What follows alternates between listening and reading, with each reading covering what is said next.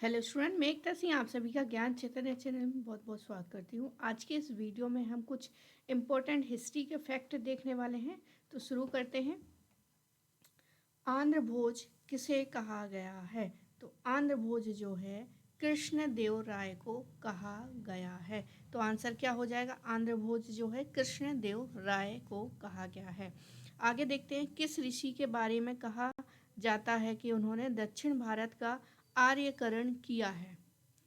तो आंसर क्या हो जाएगा? उन्हें आर्य बनाया है। तो अगस्त्य ऋषि को कहा जाता है कि उन्होंने दक्षिण भारत का आर्यकरण किया है। अगस्त्य ऋषि।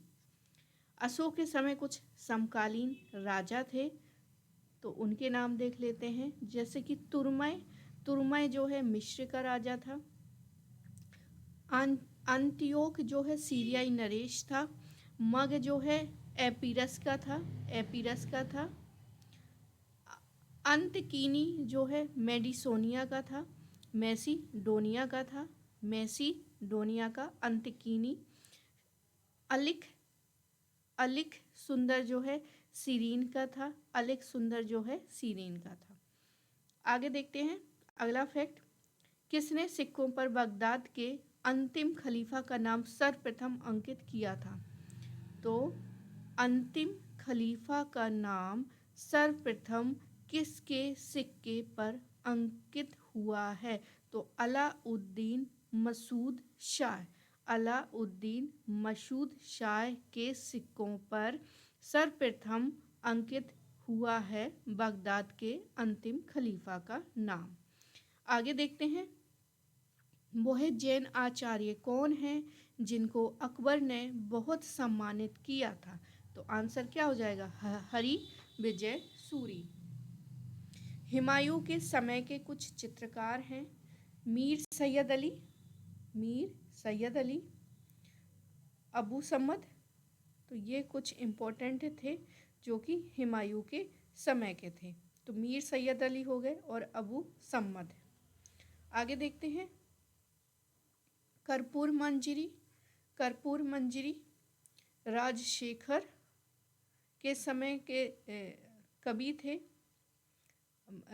कर्पूर मंजरी जो है राजशेखर द्वारा लिखी गई थी। कर्पूर मंजरी क्या है? एक बुक है जो कि लिखी गई थी राजशेखर के द्वारा। और ये जो राजशेखर है गुर्जर प्रतिहारों के कवि हुआ करते थे। आगे देखते हैं अगला फैक्ट। वर्ष 1930 में एज ऑफ कंसेक्ट एक्ट 1891 को संशोधित कर शारदा एक्ट नाम दिया गया, जिसके अंतर्गत विवाह की आयु को 14 वर्ष और 14 वर्ष जो है लड़की की और लड़की की जो है 18 वर्ष निर्धारित की गई थी। आगे देखते हैं, वह चोल राजा कौन था जिसने श्रीलंका को पूर्ण स्वतंत्रता दी और सिंघल राजकुमार के साथ अपनी पुत्री का विवाह किया था?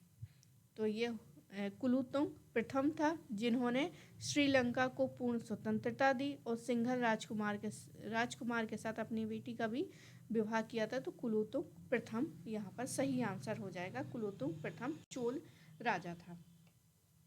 आगे देखते हैं, प्रथम महायुद्ध के दौरान कहाँ पर भारत की एक अंतिम सरकार बनी जिसे प्रेसिडेंट राजा महेंद्र प्रताप थे? तो आंसर क्या हो जाएगा? अफगानिस्तान। बहुत इंपॉर्टेंट क्वेश्चन है कि प्रथम विश्व युद्ध के दौरान एक अंतरिम सरकार बनी और जिसके प्रेसिडेंट कौन थे? राजा महेंद्र प्रताप। तो कहाँ पर बनी थी? तो अफगानिस्तान में बनी थी।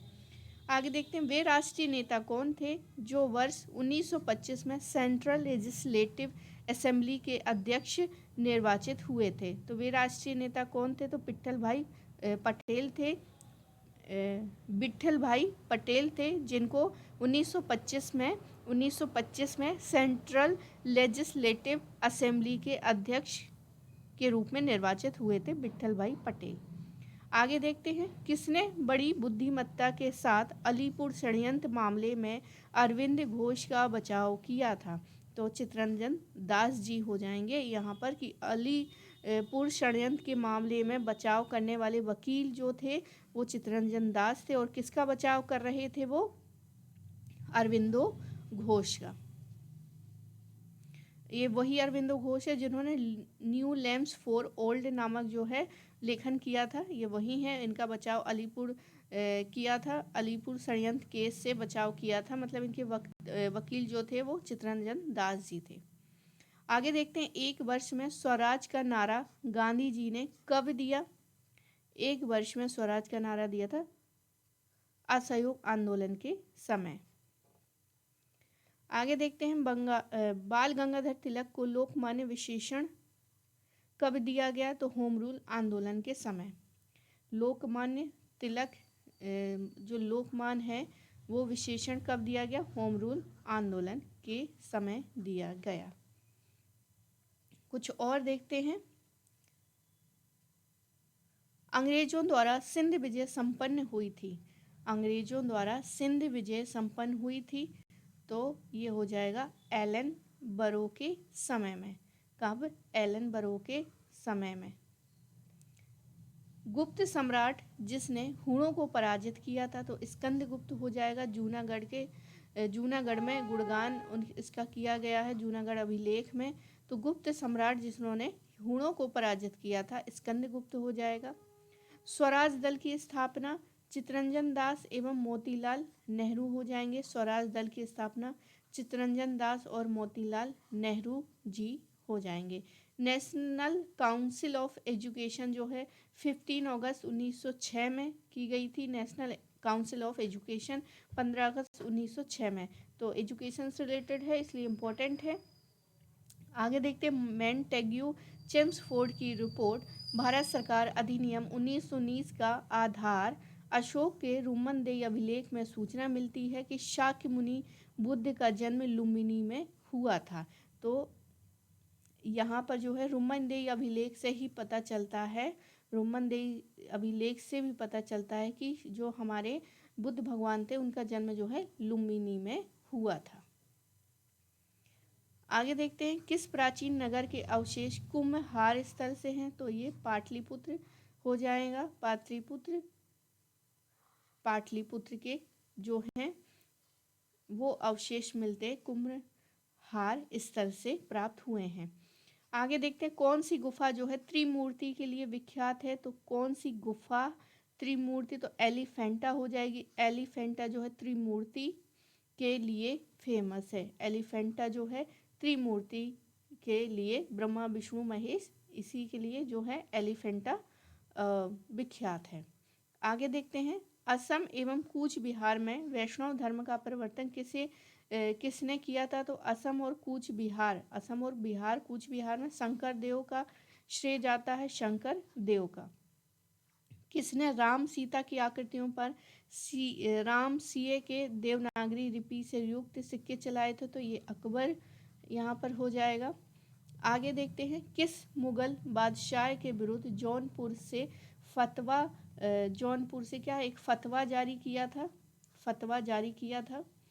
मतलब यहाँ पर जो धर्म के संरक्षक हैं उनके द्वारा जो है फतवा, मतलब देशद्रोह से रिलेटेड जो है इसका अर्थ देशद्रोह से लगाया जाता है। तो जौनपुर, जिस समय अकबर था उस समय जौनपुर से अकबर के लिए क्या है, फतवा जारी हुआ था। तो आंसर अकबर हो जाएगा।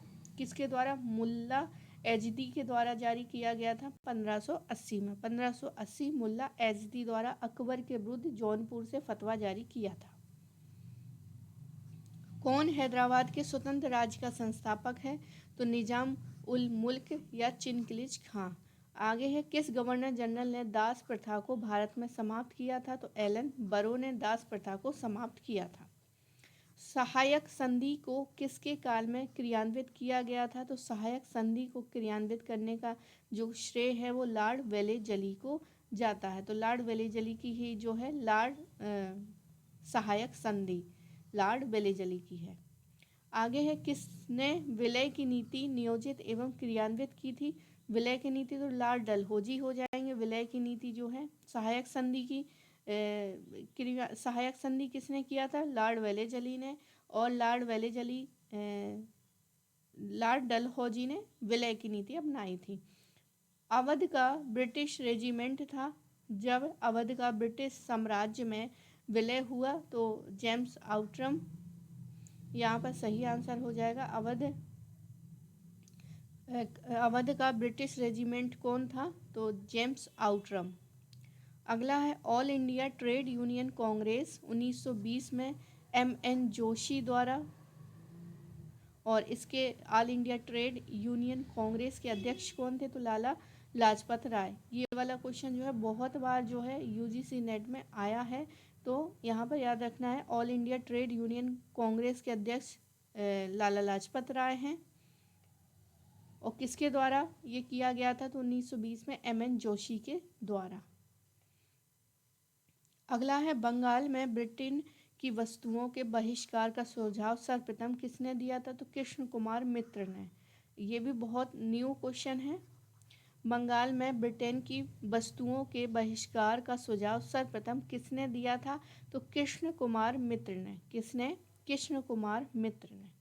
चौरी चौरा की घटना के समय महात्मा गांधी कहाँ थे? तो जब चौरी चौरा की घटना होती है, पुलिस चौकी को जला दिया जाता है, तो उस समय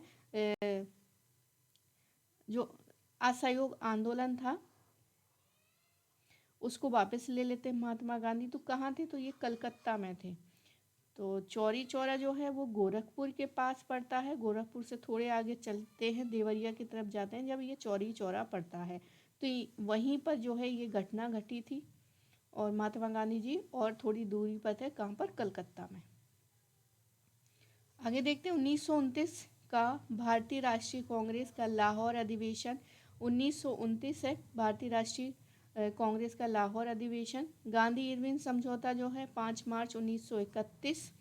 राजगुरु को फांसी हो जाती है 23 मार्च 1931 को। कराची अधिवेशन होता है दिसंबर 1931। तो पूरी जो घटनाएं हैं वो लगभग एक ही समय की है। तो भारतीय राष्ट्रीय कांग्रेस का लाहौर अधिवेशन 1929 में होता है। गांधी इरविन समझौता जो है 5 मार्च 1931 को होता है। राजगुरु को फांसी 23 मार्च 1931 को होती है। और कराची अधिवेशन जो है दिसंबर 1931 में होता है। आगे देखते हैं हरिजन सेवक संघ के संस्थापक अध्यक्ष कौन थे? तो जी.डी. बिरला हो जाएंगे हरिजन सेवक संघ के संस्थापक जी.डी. बिरला। 1907 में भारतीय राष्ट्रीय कांग्रेस के सूरत के वार्षिक अधिवेशन के अध्यक्ष थे आर.बी. घोष। कौन? आर.बी. घोष। सूरत के वार्षिक अधिवेशन के अध्यक्ष कौन थे? आर.बी. घोष 1907 में। शक विजेता कौन था? तो शक विजेता चंद्रगुप्त द्वितीय था। चंद्रगुप्त द्वितीय वही ध्रुव देवी को ये छुड़ाकर लाए थे, तो चंद्रगुप्त द्वितीय यहाँ पर हो जाएगा शक विजय।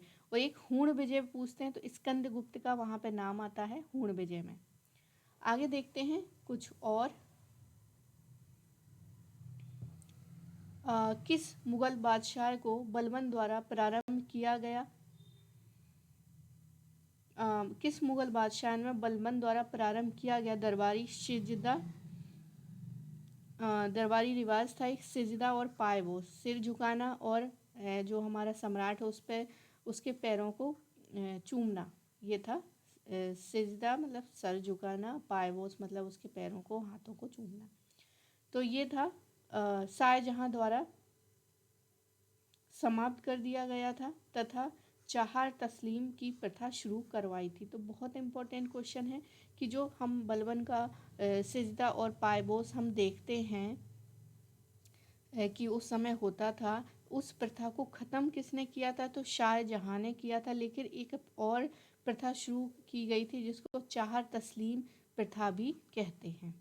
आगे देखते हैं संगोवा गुफा जो है पुरास्थल कहाँ पर है? मध्यपुरा पाषाण काल की है संगोवा गुफा। तो मैंने जितना भी पूरा पाषाण काल है, पाषाण मतलब पाषाण काल से रिलेटेड सारे वीडियो जो हैं अपलोड कर चुके हैं। आप उसको विस्तार से बकायदा मैप में कौन सा स्थल कहाँ पर है ये भी उस वीडियो में कवर कर रखा है। तो आप यूनिट वन में जाके आप देख सकते हैं फोल्डर में, तो ये आपको मिल जाएगा, बहुत ही अच्छे ढंग से बताया गया है।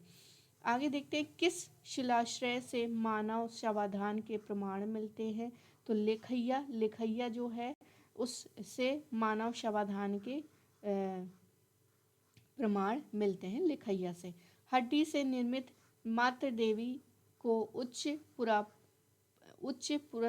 स्तर युगीन आकृति प्राप्त हुई है। तो बेलन घाटी से, कहाँ से? बेलन घाटी से।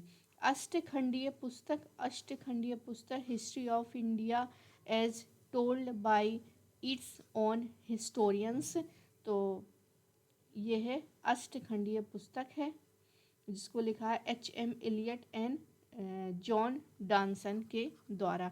History of India as told by its own historian. तो बहुत इम्पोर्टेंट, ये वाला क्वेश्चन भी बहुत इम्पोर्टेंट है। आगे देखते हैं यजुर्वेद की निम्नलिखित 7 संहिताओं में से किसने केवल सूक्त गद्य नहीं है? तो वाजसनेयी संहिता में सूक्त जो दिए गए हैं वो गद्य के नहीं हैं। आगे देखते हैं यजुर्वेद में 2 भाग हैं, एक तो कृष्ण और दूसरा है शुल्क। कृष्ण यजुर्वेद है, मान लीजिए एक यजुर्वेद है, उसके 2 भाग हैं, एक कृष्ण और एक है शुल्क। और जो शुल्क है वाजसेयी संहिता इसको कहते हैं, शुल्क वाले को ही वाजस्नेयी संहिता कहते हैं। और ये 2 भाग में डिवाइड है, शुल्क वाला, माध्यनिक और कण्व। आगे देखते हैं कौन मनुस्मृति पर लिखी गई टीका के लिए प्रसिद्ध है। तो मनुस्मृति की टीका पर प्रसिद्ध थे मेधातिथि।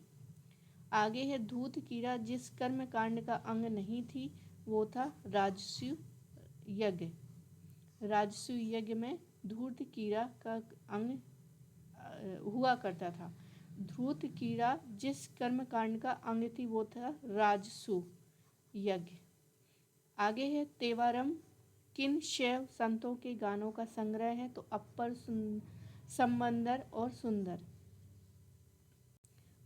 संवर्धन और सुंदर ये तेवरम शैव संतों के गानों का ही संग्रह है। वेट बार प्रकार सिक्के जो हैं गांधार में प्रचलित थे।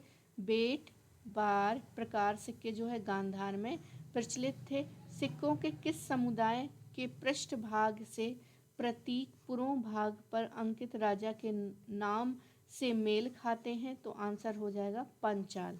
सिक्कों के किस समुदाय में पृष्ठभाग के प्रतीक पूर्व भाग पर अंकित राजा के नाम से मेल खाते हैं? तो पंचाल। आगे है घोषाल की महावीर स्वामी से सर्वप्रथम मुलाकात कहाँ पर हुई थी? तो घोषाल हैं, महावीर स्वामी जी हैं, इनकी मुलाकात होती है नालंदा में। घोषाल और महावीर स्वामी जी की मुलाकात नालंदा में होती है। प्रतीत समुत्पात का सिद्धांत जो है बौद्ध धर्म से संबंधित है। किस मौर्य स्तंभों पर सिंह शीर्ष का है? तो सारनाथ हो गया, सांची हो गया, कोहुला हो गया, लौरिया, नंदनगढ़। इन सब में एक 4 शेर के पिक्चर यहाँ पर मतलब स्तंभ के ऊपर लगे हुए थे। 4 शेर, सारनाथ हो गया, सांची हो गया, सारनाथ, सांची, कोहुल, लौरिया, नंदनगढ़। आगे देखिए प्राचीनतम जैन कांस्य मूर्तियाँ प्राप्त हुई हैं। जो चौसा से हुई है। प्राचीनतम जैन कांस्य मूर्तियाँ प्राप्त हुई हैं चौसा से।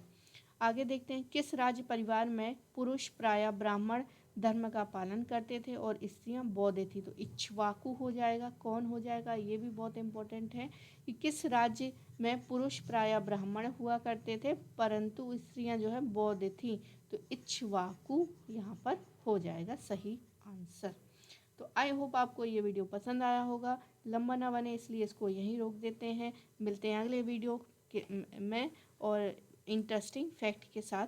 तो पूरा वीडियो देखने के लिए आप सभी का बहुत बहुत धन्यवाद।